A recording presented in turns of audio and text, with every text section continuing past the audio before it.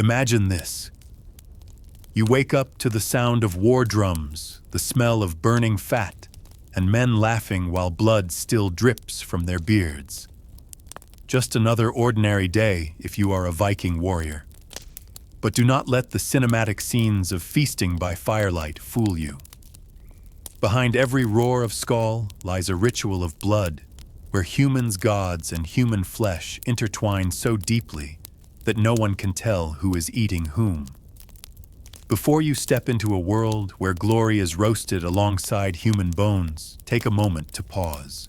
If you enjoy uncovering historical truths that your textbooks dared not mention, hit follow and comment where in the world you are listening from.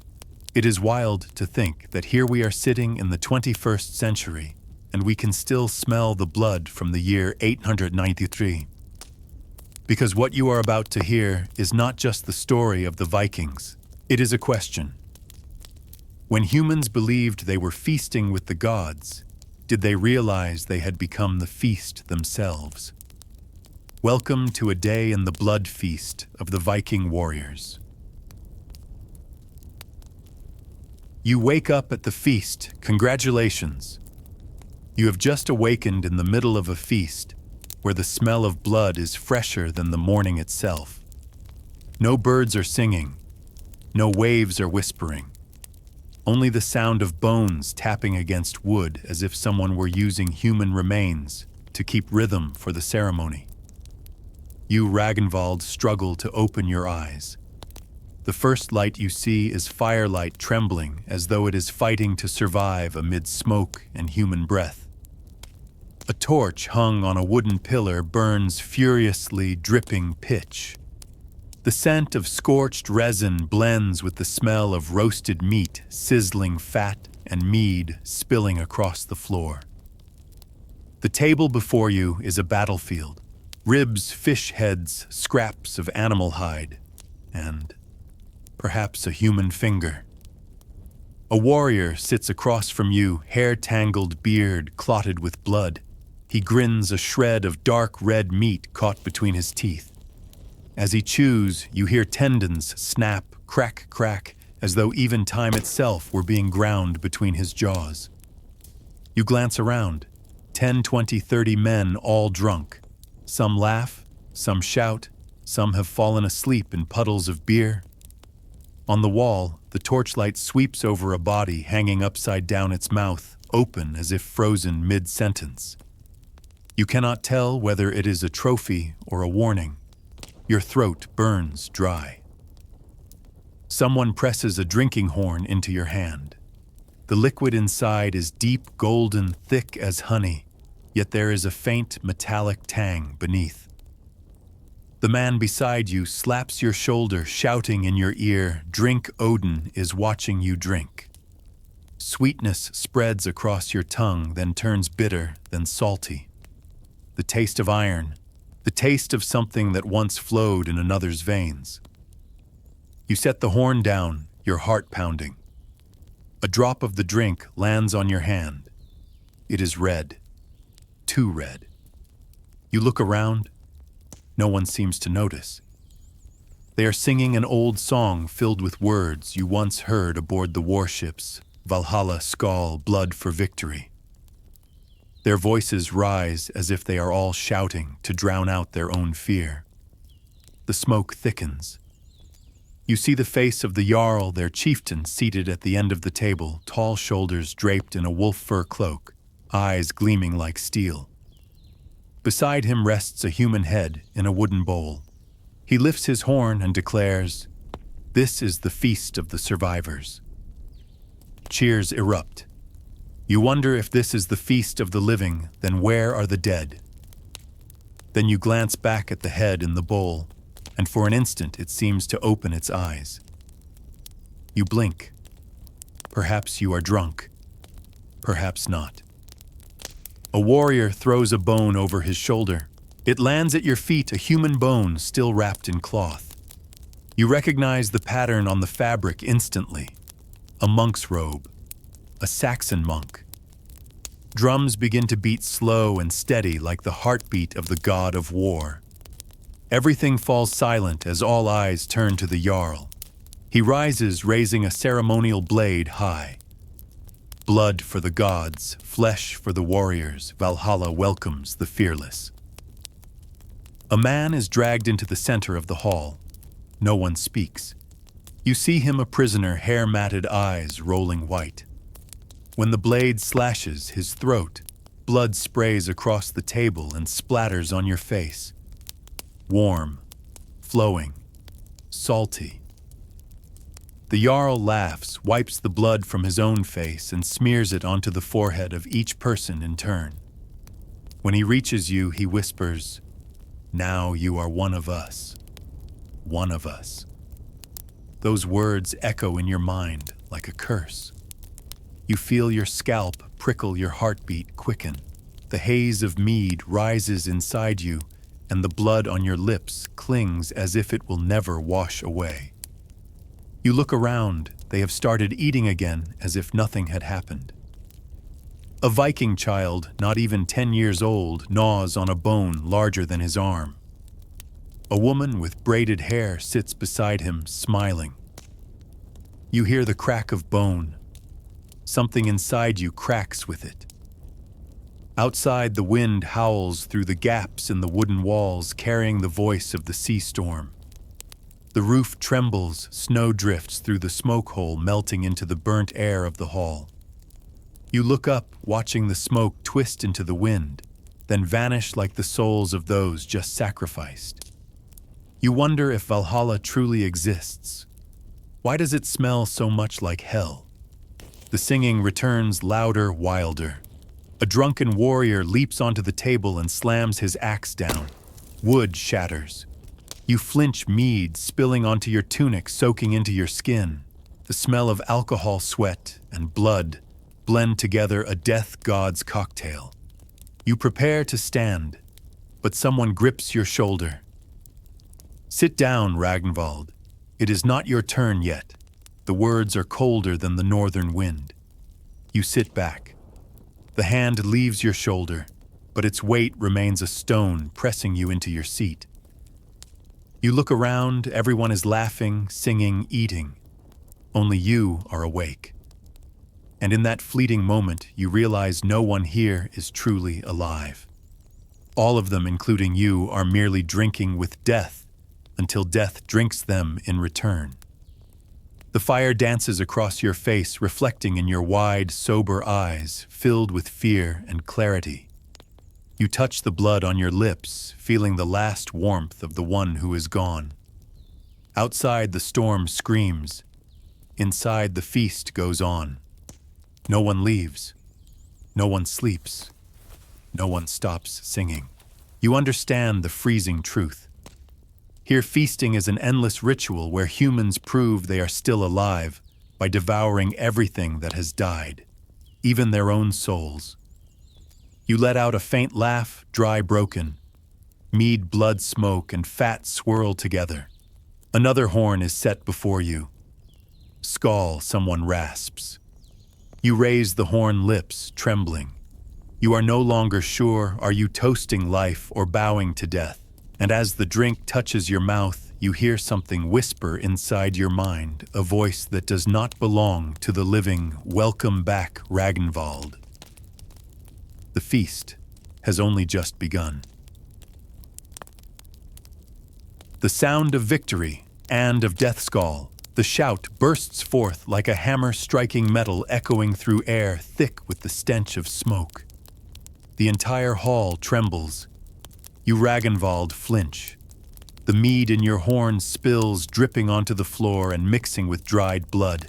Firelight dances across faces, flushed deep red, like a horde of drunken demons. Someone bangs a knife against the table, another slams a shield, and somewhere a man laughs through the rasping cough of one who has just vomited blood. You look around. On the wall, the bodies still hang upside down from the night before. The torchlight reflects in their hollow eyes, making them glimmer as if still watching. For a heartbeat, you think one of those eyes blinks. No, perhaps it is only the fire, but you are not certain. Outside, the wind whips across the wooden roof carrying the sound of waves. That sound so familiar sends a chill down your spine, because it brings back the memory of yesterday when the Viking longships reached the shore, carrying the smell of burned flesh and bloodied swords. You remember. You remember how they returned the warriors of the Jarl, the grinding of wooden wheels over the stony beach, the cries of horses, the creak of ropes tightening around prisoners' necks, and the cheering mingled with groans, the sound of glory everyone spoke of. In truth, it was no different from the death rattle of a dying village. They called it victory. But when you stepped onto the longship, all you saw were bodies tossed into the sea like burnt firewood. The Vikings never hid their cruelty. They took pride in it. They called it honor. You called it the stench of a rotting soul. Inside the feasting hall, the Jarl rises. The floorboards creak beneath his boots. His wolf fur cloak is still streaked with fresh blood. He raises his drinking horn high, his voice booming like thunder. We have taken back what is ours. Blood has been spilled, and the sea has borne witness. Odin smiles upon us. The cry of Skoll roars once more. You raise your horn as well, forcing a trembling smile. They shout the names of the villages burned, the souls sacrificed. With every name, more mead spills a grotesque kind of toast. Your throat tightens. You drink. The liquid burns as it slides down as though you are swallowing both fire and sin. A warrior sits beside you, large scarred, his hand still wrapped in bandages. He grins, teeth yellow and jagged, boasting of his deeds. I cut down 2 inside the church. Both of them were kneeling. One held a crucifix. Do you know what I did with it? You do not answer. He winks. I made him drink mead, until he stopped breathing. He erupts in laughter, then clinks horns with the man beside him. That laughter echoes in your head, blending with the clash of swords against shields, like the drumbeat of a funeral. A child runs by carrying a bone for the dogs. The dog licks it, then drags it to a corner, gnawing on human bone with a crisp, crunching sound. You turn your face away, forcing down nausea. From afar, a song rises. One man begins, then the whole hall answers. The Viking chant is low and drawn out like the wind howling over the sea at night. The living drink with the dead, Valhalla greets with laughter. Blood is the wine, flesh is the bread, and the soul is the drunkenness. You feel your heart slow. Each beat pounds heavy and out of step in your chest. The singing grows thicker, more insistent, making the air in the hall feel viscous. You try to breathe, but the scent of roasted meat and old fat fills your lungs. Your throat is dry, your head spinning. A man is dragged to the center of the hall, his hair disheveled, his eyes full of fear. The Jarl points at him. A traitor has no place at Odin's table. No one asks any questions. An axe swings down, the dry, heavy crack of impact. A head rolls across the floor, coming to rest at your feet.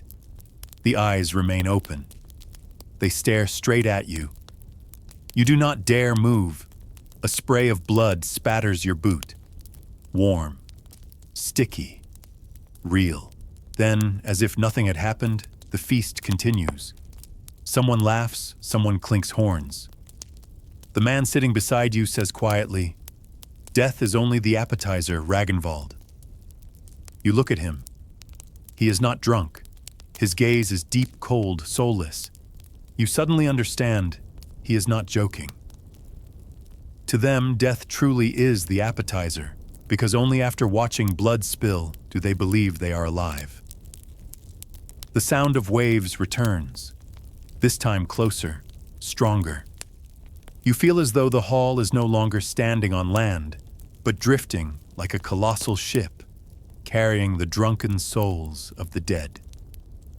You hear the wind whistling through the cracks, its icy breath slicing across your skin. And there, amid the singing and the clash of weapons, you hear another sound, a moan, very faint, coming from beneath the floor. You lean down. A small crack between the planks. Below, a flicker of weak firelight and someone. A filthy hand claws upward, trembling. You hear a whisper, "Help me." You flinch, but before you can react, another hand grips your shoulder, heavy and rough. It is the Jarl. "Pay it no mind," he says. "Every feast needs its music." He smiles and walks away. You stare back at the floor, but the hand is gone. Only a smear of fresh blood seeps through the wooden cracks. Slowly you lift your head, and for the first time you see the faces of everyone in the hall clearly. They are not the faces of the drunk. They are the faces of the dead, long dead, but not yet aware of it. You want to stand, to run out of this place into the wind toward the sea, but your legs do not obey. The mead has made you heavy. The air itself feels thick as mud wrapping around you, binding you tight. The sound of victory has become your chain. The Jarl shouts again, "Skål!" You raise your horn. This time you clearly see the eyes of the corpse hanging on the wall, staring straight at you. And in that gaze you see the terrible truth. You are not a guest. You are the next one. You force a weak smile and drink. The mead burns as it slides down your throat. The entire hall erupts, cheers, axes pounding, horns clashing. The sound of victory surges like the sea, fierce, wild, mad, and hollow. They all sing together. No one dies while they are still drinking, but you know everyone here has been dead for a very long time. Only their flesh remains singing to the ghosts of their own souls. You set your horn down on the table and look inside, empty, smooth, black, like staring into an open mouth waiting to swallow you whole. Outside, the storm begins. Snow falls thick, the wind screams against the roof. You hear wood creak, flames sputter, and your heartbeat falter. Then, in the brief silence between two drum beats, you hear laughter. A rasping, ancient laugh hidden within the wind, as if someone or something is enjoying the feast along with them. You shiver. Perhaps it is Odin himself. Or worse, perhaps it is your own laughter echoing back from within. Mead, the liquid gold of the Vikings. You lift the drinking horn. The mead spills across your lips, sweet as honey, but then a strange metallic tang follows. A warm, bitter aftertaste closes your throat as if scorched. You blink, force it down, and in that instant you understand each sip is a promise of death. The Vikings called this liquid gold Mjolnir, the drink of the gods. They believed that in Valhalla souls would sit around Odin drinking mead for all eternity, never intoxicated, never dead. But here amid a smoke-filled wooden hall and the smell of burning fat, you see no eternity. You see a crowd drinking to forget that they are still alive. You look around. Everyone raises their horns. Their skin gleams like heated bronze, their eyes bulge in the firelight. Every time the Jarl lifts his hand, a chorus of skål answers, rumbling like thunder. Each clink of horn is a vow. No one drinks merely to become drunk. They drink to bind themselves, to tie their souls to blood, to honor, to war. The Vikings had a ritual called heitstrenging, a vow sworn in the midst of drink. When the mead had reached his blood, a man would stand, place his horn upon the table, and proclaim aloud what he would do before the coming winter. If he failed, he would cease to be a man. He would be cast aside, and Odin would turn his face away. You have heard of such oaths, but this is the first time you witness one. A warrior stands tall, hair-braided shoulders draped in bear hide. He sets his horn down, and voice hoarse and deep declares, "I swear, before the first snow, I will bring back the head of Eirik, the one who insulted the Jarl." Cheers erupt. Someone slams a knife on the table, another growls like a beast. The Jarl nods, pours more mead, and tosses the horn back to him. "Drink, drink, so that the oath is heard." He tilts his head back. Mead spills over his lip and drips down his chest. A drop of gold runs down his breast, sticky cold, and you swear to yourself it is not just drink. You swallow hard. Around the hall, dozens of others stand to make their vows. Some swear to kill others, to plunder others, to die alongside the Jarl. Each vow burns like a flame. The entire room turns into a forge heat breath, and the scent of mead thickening into a golden haze. You look down at the horn in your hand. Its golden color gleams like sunlight trapped inside liquid. But the smell has changed, no longer sweet, but like burned honey. A hint of smoke, a sting of fermented yeast. It rises, filling your lungs until you can hardly breathe. A girl approaches a servant, hair-braided hands, holding a jug of mead. She fills your hornbows her head and steps back. In her eyes, you catch the reflection of the fire, and just for a moment, fear. You want to ask her name, but your throat tightens, because you know that servants at a blood feast rarely live to see dawn. You lift the horn.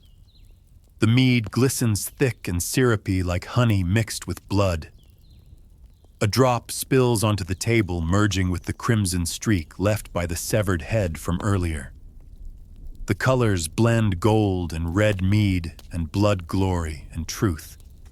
You mean not to drink, but across the hall, the Jarl's gaze finds you sharp, unblinking. He gives a single nod. You understand to refuse the mead is to refuse the gods. So you drink. The sweetness strikes your tongue first, followed by bitterness, and then iron. Your throat contracts. Your eyes sting. The fumes climb through your nose into your head, light dizzying. Every sound seems to fade, leaving only the beating of your heart. And in that moment, you hear a whisper, not a human voice, a rasping murmur echoing inside your skull. You have drunk with them, Ragnvald. Now you belong to this table. You release the horn. It hits the wood with a hollow clack. Around you, everyone is still laughing, singing, swearing oaths. No one else hears that voice except you. You stare at the horn, at the thin trail of mead sliding down the table. It runs toward the edge, dripping to the floor, vanishing into the stains of old blood. As if each drop of mead were finding its way home to the blood, because in the end, they were born for each other. You think of the bees, tiny, tireless creatures working endlessly, dying only to create sweetness for others. Strange is it not both the bees and the Viking warriors share the same fate to live for the sake of sacrifice. A bee dies after it stings. A Viking dies after he conquers. And between them lies the mead, that golden liquid turning pain into ritual. You hear someone speaking across the table. They are telling a story that the first to brew mead was a god Kvasir, born from the blood of the Aesir and the Vanir. They say he was slain, and his blood mixed with honey, and thus mead was born. It carries within it both wisdom and death. Each sip is the soul of a murdered god. You let out a quiet laugh, bitter and dry. To drink the blood of gods, you think, and call it joy. That is how the Vikings face their fear, not by avoiding it, but by swallowing it whole.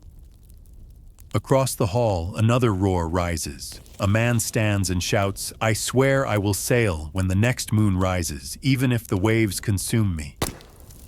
The hall erupts in cheers. The Jarl hurls a horn toward him, and the mead splashes, spraying across your face. A drop slides down your cheek, cold, sticky.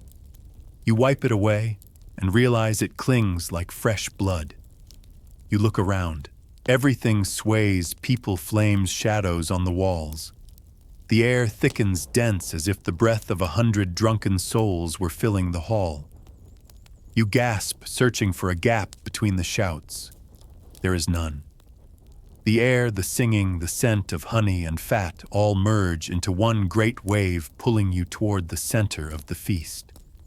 The Jarl raises his horn, laughing loud. Drink, brothers, mead is the blood of the gods. Show Odin, we are worthy. You look at him, then at the others, one by one, collapsing onto the tables, one by one, roaring in delirium. The drums beat slow, each thud heavy, each one like the heartbeat of an entire village. You tilt your head back and drink again because there is no other choice. The liquid burns your throat, pours into your stomach like molten fire. The world tilts. The table spins. The fire dances around you, distorted. The voices twist into a single endless howl. You smile a crooked smile. You understand now what you are drinking is not merely mead. It is a covenant, a curse, a thread that binds life and death together. You set the horn down, your hand trembling. Around you, they go on drinking, laughing, swearing, dying slowly within the drink. And you realize no one here is truly drunk. They only pretend to be drunk, to forget that they are still awake. Human bones and the pride of warriors. You see a long bone placed beside a piece of moldy bread. No one seems to notice, or perhaps they all do but pretend not to. You lean down and touch it. Cold. Hard. Your fingertips stick to it where the fat has dried. You wonder silently, if they eat human bones, would I still know that I am alive? No answer comes. Only the crackling of the fire and the hiss of knives scraping against bone like the wind whistling through the teeth of the dead. The feast has gone on for nearly half a day. On the table, the mead grows scarce, the fat congeals into a pale film. The meat beast, or something that merely resembles beast, piles high like trophies of war. You look at a chunk, the size of a human calf, charred skin, blackened fat, oozing like resin. Its scent, half sweet, half foul, crawls up your nose and forces you to swallow. Someone lays another bone on the table. One end is marked by a clean knife cut. The other reveals marrow white gold like wax. A warrior chuckles, digs the marrow out with a pointed knife, dips it in salt, and eats. He says Odin favors soft bones. The living favor human ones. The whole table roars with laughter. You do not. You keep your face calm, quietly wiping your sweating palms slick as if coated in sap. On the wall, shields shimmer in the firelight. On each one is carved the name of someone who fell in battle. And beneath them, the banquet where the living eat and sing above the bones of the dead. This arrangement, you think, feels more like a ritual than a meal. And it is. Because the Vikings never eat without offering. This feast is a blot, a sacrifice to the gods. Animal flesh, human blood, mead, all blended together, forming a symphony of worship and cruelty. In the center of the hall, the Jarl rises, lifting a silver axe. The firelight glints off the blade like moonlight rippling across a lake of blood. His voice booms through the hall. Tonight, we feast to thank Odin. Tonight we sing, for tomorrow we kill again. The roar that follows is deep and thunderous, crashing like waves against stone cliffs. The hall trembles. You see the table legs shake, mead sloshing over the edges. A warrior lifts a massive bone high as though raising a trophy of conquest. "Eat, Ragnvald," he shouts. "Eat so you may stay among us." You shake your head. He laughs and hurls a bone in front of you. Grease splatters. A scrap of meat lands on your tunic. Hot, sticky, and smelling unmistakably of human flesh. You glance around, everyone is eating. No one can tell what is pork, what is human, or what was once a sacrifice. Each time someone finishes, they toss the bone to the floor, and the clatter of bones striking each other rings out like music. You remember your father's words, "A true warrior never bows his head. Only servants look up." And now here you are bowing your head not from reverence but from fear. A drunken man collapses onto the table. His skull strikes the wood with a dull, heavy thud. No one helps him up. They only laugh, tear meat, and drink. When you look again, he is still lying there, but someone has placed a cup upon his chest, like an offering on a living altar.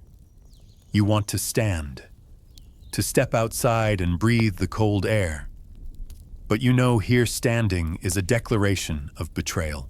Anyone who rises before the Jarl lowers his axe is called the final offering. And they will not eat you right away. They will sing first so the gods can hear. You swallow hard and stay still. Your throat feels like ash. Across the table, the Jarl laughs, holding up a slab of steaming crimson meat. The weak are eaten, the strong shall eat. And only those who feast upon the weak are worthy of Valhalla. The entire hall echoes his words like a hymn. The weak are eaten, the strong shall eat. You look into their eyes, eyes blazing with conviction. No doubt, no trace of humanity. They eat, they believe, they live as though this is the law of the world. You lower your gaze to the bone before you. The tip is cracked open, the marrow white and golden. You are not hungry, yet your hand lifts it on its own. It is heavy, damp, cold. You touch it to your lips.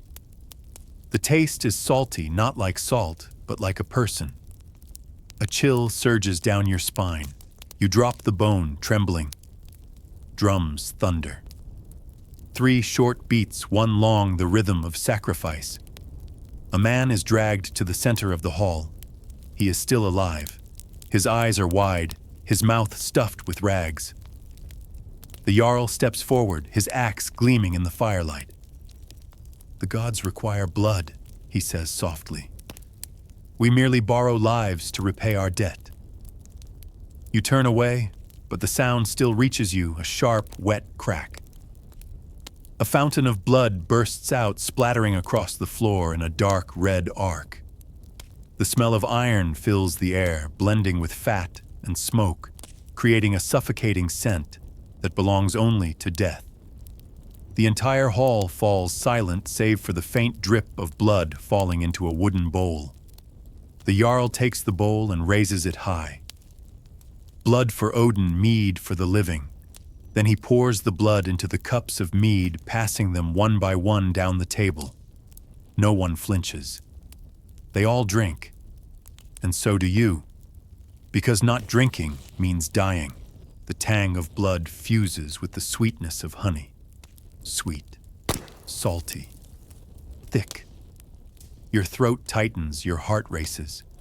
You feel yourself dissolving into the liquid, as though your soul is melting into the eternal feast. When the Jarl sets the bowl down, he grins. The gods have heard us. Those who eat today shall live to fight. Those who are full tonight shall kill tomorrow. You look around, they all believe it. Not one doubts. No one sees that they feast upon their own fallen. No one realizes this table is no longer a celebration. It is a machine that grinds men into meat, greased by blood and pride. You breathe deeply. The air is thick with the stench of smoke, fat mead, and blood. Above, the hanging bones rattle in the wind, clinking together like the wind chimes of hell. You feel small, meaningless, lost amid a feast of those who worship death itself. A thought flickers through your mind: if you do not leave now, you will be the next course. But then you remember here every way out is locked with honor, and honor in Viking hands is nothing more than a noose. You lift your gaze. The Jarl is looking at you, smiling. He raises his axe, the blade gleaming in the firelight. "Ragnvald," he says slowly, "you have eaten with us. You know the law. Now you must prove yourself worthy." The hall goes utterly still. You feel your blood run cold. The piece of meat slips from your hand. It hits the floor with a dull thud, the opening note of a song from hell. And the music, the story, and the eyes of the chosen. You have not yet answered the Jarl. The air inside the hall changes color.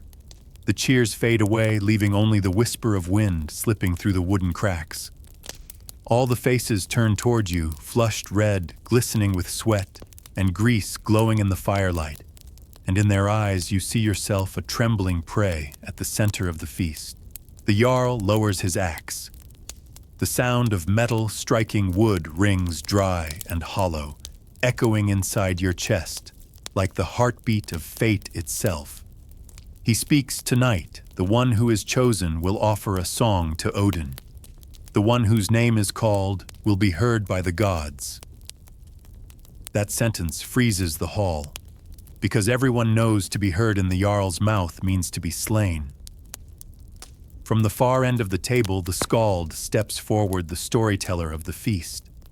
An old man, thin as bone hair, white as frost, clutching a 3-stringed lyre. Around his neck, an iron ring rusted tight, the mark of the gods, or perhaps of bondage. He sits in the center of the hall, lifts his gaze to the Jarl, then to you. A thin smile crosses his lips, frail yet somehow warm. Then the music begins. The first note sounds like the wind howling through a ship's mast, faint but cold. The second cuts like a knife slicing through flesh. The third, deep, heavy, strikes your chest, like the heartbeat of someone newly dead. The storyteller begins to sing. His voice is rough, soaked in mead and smoke, as though he has been singing for 1,000 years. Long ago, when Odin hung himself upon Yggdrasil, he saw blood fall, his own blood, and he laughed. For pain is the price of knowing truth. The music stops, then swells again, drawn out, suffocating. Everyone bows their heads, eyes closed. But you do not. You look around and realize that every head is bowed, except for one pair of open eyes. On the wall among the suits of armor, hung as decoration, there is a face. A human head preserved with salt and ash, mounted upon a shield. Its mouth is dry and twisted, its skin cracked, but its eyes remain open, staring straight at you. Its tongue juts out black and shriveled, curling upward as though trying to speak. You swallow hard and look away. But even as you turn, those eyes remain rooted in your mind, like something that has taken hold. The skald keeps singing, his voice blending with the crackle of the fire. The dead do not vanish. They sit beside us, drink with us, laugh with us.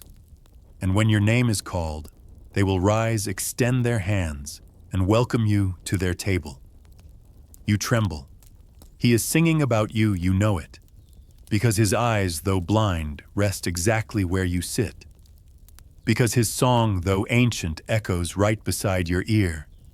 And because his trembling hand points toward you as he strikes the final note. The entire hall falls silent. The air is so heavy you can hear the fat dripping into the fire. The Jarl rises his voice low and deep, Ragnvald. Your heart tightens. A single drumbeat thud ends the song. Every eye turns toward you.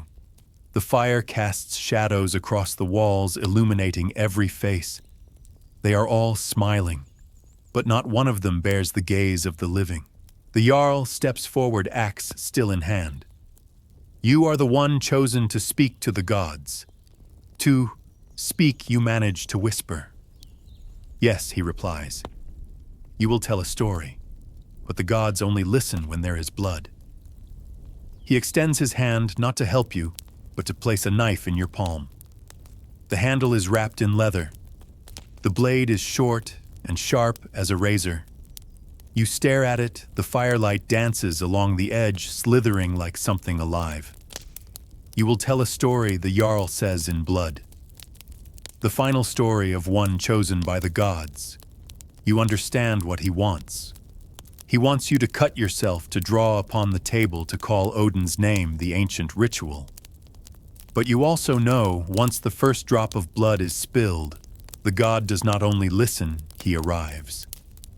The storyteller lifts his head and softly sings once more. He who sings with blood shall hear the answer. He who stays silent shall be forgotten forever. His voice trembles, but his eyes do not. And in that moment you realize he too was once chosen. The iron ring around his neck is not jewelry. It is the mark of one who sang with blood and survived to tell the tale. You grip the knife. The blade touches your hand cold. A small cut and the blood flows. The first drop falls upon the table, soaking into the old mead stains, mingling with the wine, spiraling into a red whirlpool. A faint hiss rises as though the wood itself were drinking. You hear a whisper close right beside your ear. Odin is watching. No one speaks. Everyone keeps their heads, bowed lips, moving silently. A song without words, slow, deep, steady, like the heartbeat of the hall itself. You can feel it beneath your feet, the wooden floor trembling as though something beneath it is answering back. Your breath quickens. The smell of iron and fat blends together, sharp, sweet, and foul. The fire dims. The smoke thickens until everything blurs. Only the Jarl's face remains clear, his eyes glowing like heated steel. Sing, he says, so the gods will know your name. You open your mouth. No sound comes out. Only ragged breathing and the drip of blood from your hand falling onto the table drop by drop. Then, as if possessed, you whisper, I am Ragnvald, son of no one remembers anymore. With every word, the drums beat once. You continue, I have killed, I have eaten, I have drunk. The drums grow louder, a chorus of footsteps echoing from somewhere far away. The fire flickers. The figures around you sway, warped, twitching like marionettes dangling from unseen strings. Your head spins. And now I wish to leave this table. The moment you speak the word, leave the drums, stop. The entire hall freezes. The Jarl tilts his head. His eyes darken. No one leaves Odin's table, he says softly. No one. The skald plucks his final string.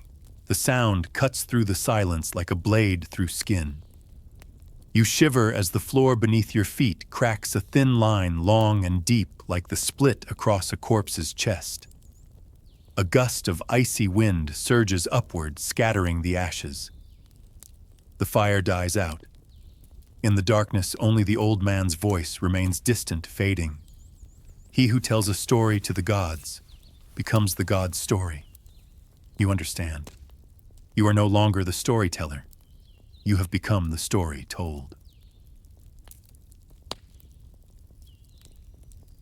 You sit there, blood still on your hands, your breath mingling with the smoke. And somewhere in the shadows of the hall, something is listening with you. If you can still feel your heart beating, if something inside you still trembles at these ancient songs, then perhaps you are ready for the next journey.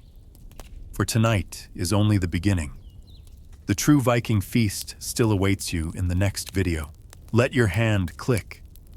Follow the way a warrior grips the handle of his axe before battle. Do not leave. Because if you have listened this far, the gods are already watching you. Comment below if you too heard the drums beneath the floor. The thread between glory and death. The drums sound again. No more singing, no more strings, only the pulse of wood skin and breath. You lift your head, your hands still sticky with blood, and realize every gaze in the hall is fixed on you. Some in reverence, others in hunger, as though you are one who has crossed over or one about to be devoured. The Jarl raises his horn. Mead spills over the rim, running down the table like a vein of red. Skål Ragnvald, he says, his voice echoing through the smoke. You have sung for Odin, and now you shall drink with the god. A cheer rises, ragged, weary, yet burning with fervor. Hands pound the table horns, collide mead splashes in every direction. You raise your horn as well out of reflex, but within you there is only silence. When your lips touch the rim, you hear your heartbeat fast, unsteady, frenzied. Faster than the drums, faster than the laughter circling the table. You drink. The liquid burns your throat, hot, choking, salty. The sweetness of honey is gone. Now it tastes of victory mixed with blood. The Jarl roars with laughter and slams his horn onto the table. Do you see Ragnvald? He says. The god has heard you. You are alive. That is glory. Glory. The word strikes you like a curse. You look around. A warrior slumps in a corner, blood leaking from his wound spreading across his leather tunic. Two others laugh, their teeth crimson as they bite into steaming meat. A frail slave gathers bones from the floor, whispering prayers under his breath. Beside him lies the carcass of a bull, split open entrails, coiled in a wooden basin, still faintly warm. This is the glory the Jarl spoke of. You barely dare to breathe. The air is too thick, the smell of fat, of blood, of burnt wood, of fermenting mead, and of man sharp, raw, and terribly real. A young warrior beside you, face flushed eyes, bright turns and grins through his drunken breath. You have been chosen by the god, he says.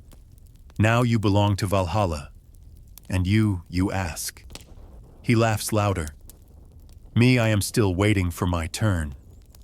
That simple answer chills your spine. Here, glory is not a reward, it is a trap. An endless loop, fight, kill, feast, sing, then wait to be called to die. This world runs on blood, and whoever stops offering it is branded a traitor. You look toward the door.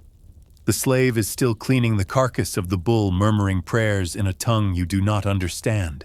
His hands tremble, yet they keep working, each motion careful, delicate, as though he fears angering the gods. A drop of sweat falls into the blood, blending with it, until you can no longer tell which belongs to whom. You watch him, and then realize something that freezes you. You have seen those eyes before. That same gaze, calm, sorrowful, knowing its own end, has appeared in your dreams. A sudden explosion echoes in the distance. The wooden doors burst open. Cold wind rushes in, dragging snow and smoke behind it. A guard outside shouts something, but the storm devours his words. Everyone in the hall falls silent and turns their heads. The Jarl rises. His eyes gleam not with fear, but with excitement. It is time, he says. Our victory will be drunk again in the blood of others. The hall erupts in motion. Chairs crash, cups shatter, bones scatter. The sounds of metal against skin armor scraping and boots pounding on wood, it all blends into one rhythm, a battle hymn of precision and brutality. You stand as well. No one asks you to, but every gaze demands it. Because anyone who stays seated during a Viking feast becomes tomorrow's meal. Stepping out of the hall, the cold air slashes across your face. The snow is so thick, you have to squint just to breathe. Moonlight spills down, glinting off the line of warriors, stretching into the dark helmets, gleaming like 100 metallic eyes. You grip your axe. It is so cold, your fingers go numb. Are you trembling? Asks the young warrior from before, smirking. No, you reply. My hands are just not used to it. The words have barely left your mouth when a horn sounds. Long, high, slicing through the air like the cry of some ancient beast. A flock of ravens bursts from the trees, and from within the night, the torches of the enemy appear, hundreds of them, shifting like waves on a black sea. The Jarl raises his axe. Glory, he roars. The crowd answers as one, glory. You echo the word, but inside it feels hollow. because you know in this battle no one truly wants to win. They only want to keep singing to drown out the silence. When the second horn sounds, you charge with the others. Snow erupts beneath your feet. Steel strikes steel, men scream, horses shriek, flesh tears, and you can no longer tell who is who, only the heat and the scent of iron remain. An axe blade slices across your shoulder. Blood splatters onto the snow, deep red, blooming outward like a flower. You swing back on instinct. Your axe finds its mark, a young Saxon who does not even have time to scream. You feel the edge bite into his neck bone, hear the crisp snap like breaking a beam of wood. When you pull the axe free, hot steam rises against your face, warm metallic reel. A single moment of silence. Then laughter close, coarse and sharp. The Jarl. "Do you see Ragnvald?" he shouts. "That is glory, your blood, his blood together. They are Odin's song." You step back, staring at him at the battlefield, and suddenly it all feels like another feast. Only the food has changed. There, a Viking warrior kneels, clutching his belly as his entrails spill out. Here, a Saxon collapses, still clawing at the snow. Across the ground, hundreds of trails of blood cross and twist, a divine painting drawn in the bodies of men. And then you understand glory is merely how humans paint death to make it easier to swallow. The Jarl is still laughing. He tilts his face toward the sky, arms wide, shouting into the storm, "Odin, we offer our sacrifice." You follow his gaze upward into the gray heavens. No god answers. Only ravens circle overhead, croaking hoarsely, as though mocking the prayers of men. You tighten your grip on the axe. Blood has dried across your palm, cold, sticky. Amid the screams, the clash of steel, the cracking of bone, you hear a faint voice in your mind, the skald's voice you have sung for the gods. Now the gods sing for you. You do not understand until you look down and see your own blood spilling into the snow, spiraling outward in a pattern the same spiral of blood you once left on the feasting table. You collapse to your knees, still clutching the axe. The battle rages on, but through your eyes, snow blood wind and men swirl together into one endless vortex. Glory, victory, sacrifice. They are only different names for the same thing, death demanding its due. You smile, not knowing if it is from pain or from irony. The Jarl's shouting fades, distant, smaller, gone. And then there is only silence. Shatutu. Night falls and the footsteps on the stairs. The battle ends as the sun dies, but tonight the blood has not cooled. You drag yourself across the threshold of the feasting hall, your legs heavy, your shoulder burning. The air itself is a mixture of men blood and melting snow. On the wooden floor, the snow turns to water, streaked red, the trails of those who will never return home. Inside, the fire blazes again, brighter than before. The hall roars with cheers, songs, drinking, and feasting. Roasted meat blackens at the edges, fat drips through their hands, spilling onto the table. They speak of glory, but in their voices there is something weary, as if even glory itself has begun to rot. You sit, your body stiff with cold, your skin still smeared with blood. The Jarl remains at the head of the table, his face flushed red, his eyes glowing like molten iron. He lifts his drinking horn. His voice booms like hammer on anvil. Tonight those who return shall dine with the gods, and those who betray shall become the gods' meal. Laughter erupts, echoing through the hall. You laugh too, a forced broken sound, hiding your ragged breathing. But the word betrayal keeps ringing in your head again and again, like a blade scraping against bone. Betray whom, the gods, or this cruel reality itself? The Jarl turns towards you, his gaze lingering for a heartbeat too long. You sing well, Ragnvald, he rasps, but you have not laughed.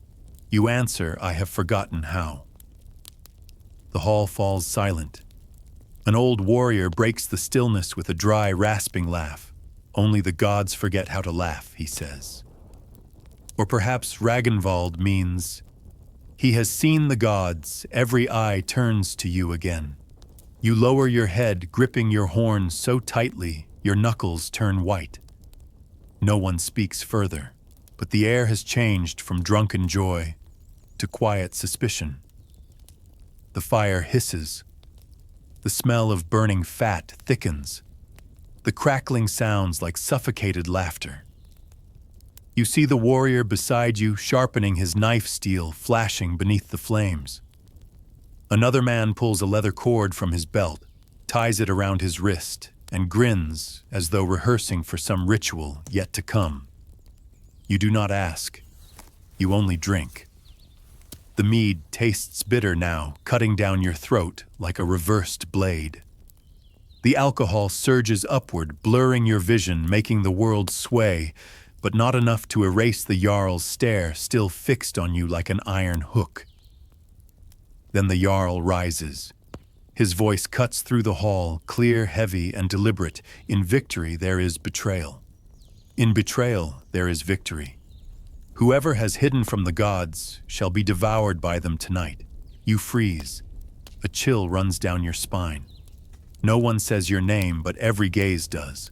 They look at you not with anger, not with curiosity, but with the silent precision of men measuring a piece of meat. The singing stops. Only the wind remains howling through the cracks in the door, shrieking like a warning. The fire dims. The smoke grows thick and black. The stench of burned meat fills your nose, mixed with dried blood and stale sweat. The air grows so dense you can hear the rush of your own blood inside your ears. Someone stands.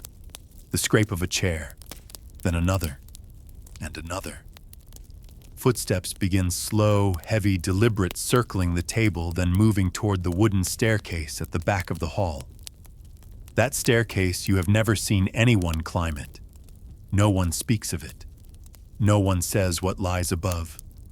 Only this is known: after every feast, footsteps ascend and never return. You hear them clearly now, creak by creak, step by step. The wood moans like breaking bones. Leather straps drag. Metal scrapes against the floor.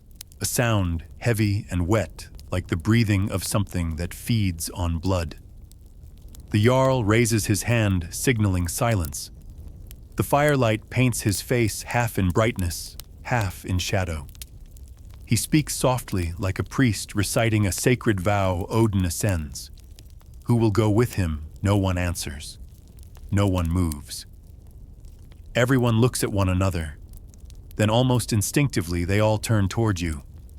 You try to rise, but your legs refuse. Your chest feels heavy as stone. Your breath comes shallow and broken. It feels as though an invisible rope has wrapped around your neck, pulling you slowly toward the stairs. The warrior beside you murmurs, "If you are called, you cannot refuse." You manage to whisper, trembling, "And if I am not, then by morning you will be eaten." The simplicity of that answer almost makes you laugh. But you do not. No one does. The Jarl steps closer and stops before you. The firelight flickers across his face, revealing every vein, every scar, each line carved deep like the cuts of time itself. Do you hear the footsteps, Ragnvald? You nod. Do you know who walks? You stay silent. It is the god, the Jarl says, searching for the next storyteller. He leans down, takes your drinking horn, and refills it. Then he raises it to your lips, the rim pressing gently against your mouth, forcing you to drink. The mead spills, running down your chin, your neck soaking your tunic. Drink, Ragnvald. If the god chooses you, at least you will die drunk. And if not, we shall eat you, so the god will not be disappointed. You swallow. The mead burns down your throat, and you gasp for air. Then he walks away. The stairs still creak. 1 step, 2, 3. You count. You do not know why, perhaps to measure how many steps there are between life and death. When the 7th step sounds, the smoke in the hall thickens. The fire shrinks to embers.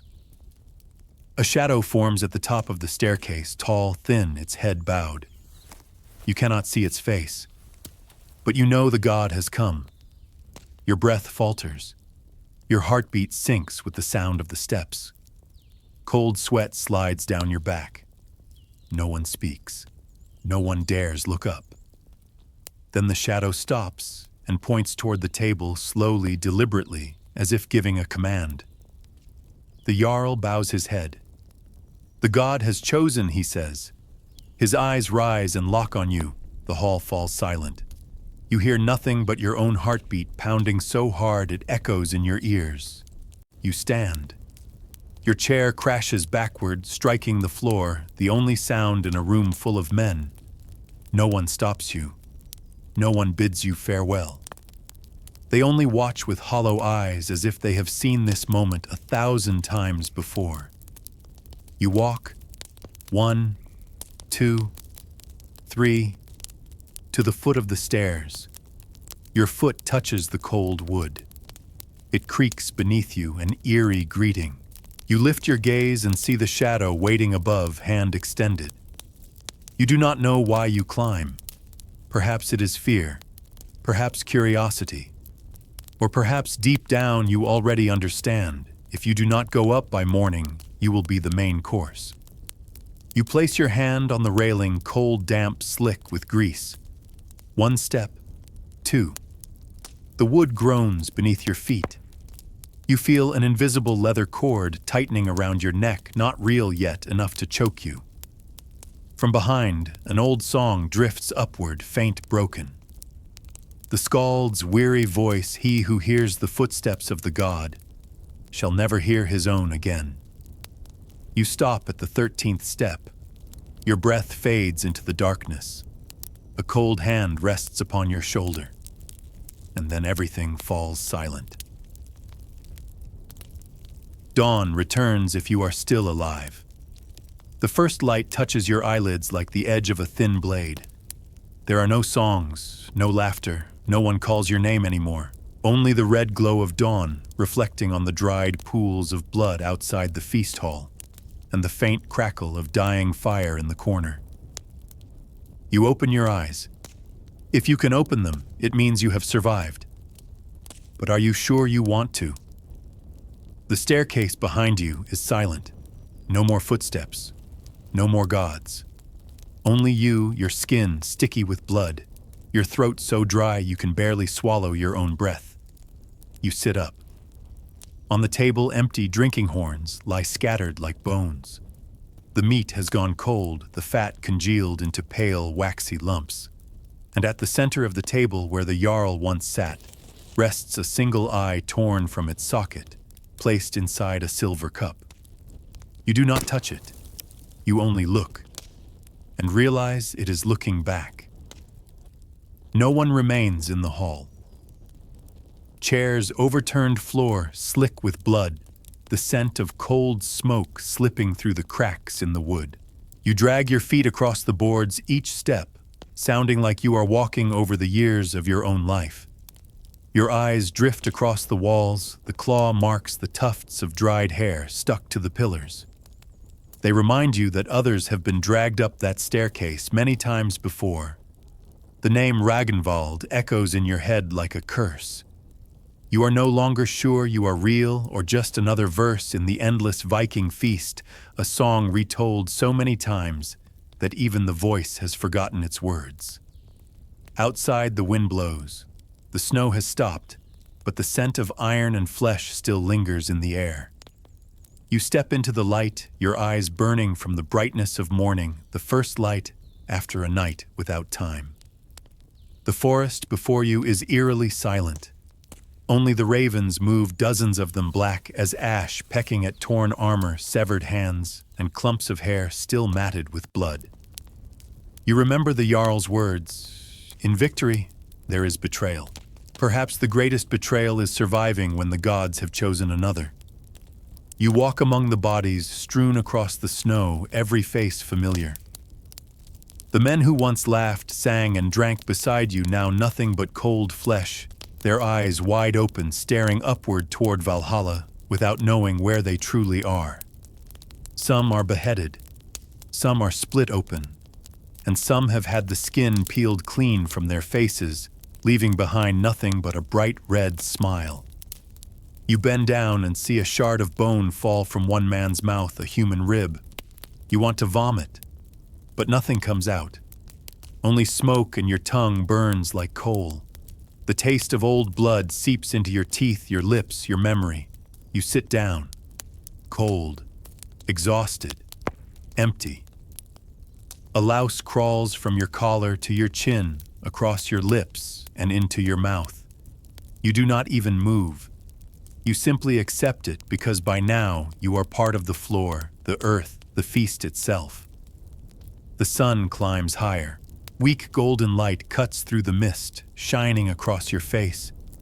Your beard crusted with blood. Your hair clotted with grease and smoke. Your eyes bruised dark like old wounds. You glance down at a puddle near your feet and see your reflection, half man, half beast. You do not recognize it. A voice returns in your mind, old faint, he who hears the footsteps of the god shall never hear his own again. You move your lips trying to speak your name. No sound comes. Only the wind answers long and soft, like the breath of a corpse. You understand now. You are not dead. You have simply been left behind. Like a piece of meat that fell from the plate, too tasteless to be eaten, too spoiled to live. You stumble toward the edge of the forest. Footprints trail ahead through the snow, long broken. Some drag deep furrows as if someone was pulled away. And at the end of that path, half lost in the fog, rests a longship. A Viking ship painted black, its prow frozen into the ice. On the deck, shapes sit motionless, backs, straight heads bowed. You approach trembling. A dry hand touches your shoulder from behind, but when you turn, there is no one there. You hear drums, distant, slow, rhythmic, like the heartbeat of an ancient world. Then a faint chant begins, whispered, repeated, Skál, Skál. You do not know who speaks. Perhaps it is the wind. Perhaps it is the gods. Or perhaps it is the sound of your own memory decaying. You whisper back, your lips cracked, your voice barely escaping, Skál. The sky shifts color. Light spears into your eyes. And in that moment, you see the figures on the ship begin to move. Slowly, twitching. Then all at once they lift their heads. They have no eyes, only hollow sockets, black, bleeding. But every one of them is looking straight at you. You step back. Your body no longer feels real. Only the drums remain louder, heavier, until you realize they are not coming from far away. They are coming from inside you. It is your heart beating in rhythm with the dead. A cold wind sweeps through, whipping your hair, forcing you to your knees. Before you fall, you see the last red light fade away. Then only snowblood and the cries of ravens. You awaken again. You do not know how long it has been. Dried blood crusts your lips. Before you lies the sea, flat, silver, endless. No ship, no men. Only a drinking horn drifting in with the tide, a few dark drops still glistening inside, black as oil. You pick it up. You look into it and see your reflection once more. But this time, it is smiling. You throw the horn. It strikes a rock with a hollow sound, and through that echo you hear a low, distant voice. If you have survived a night like this, imagine living your entire life inside it. You rise. The last light of morning crawls across your face, pale cold.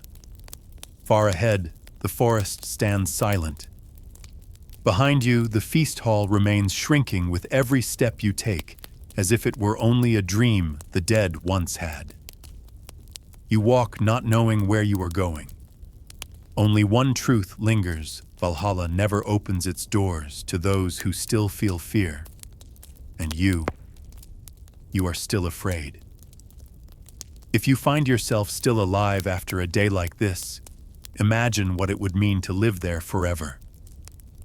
And if you wish to know what became of Ragnvald, press follow, for the next story may be more wretched than the gods themselves.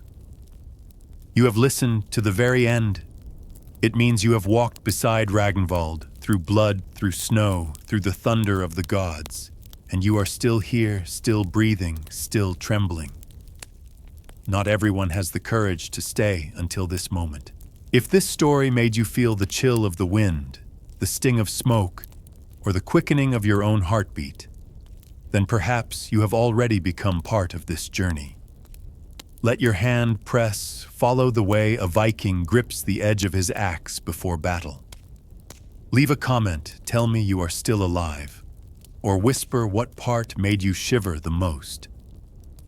For the night has ended, but the next story waits in the place where souls have not yet reached Valhalla. And perhaps next time it will be your name that is called.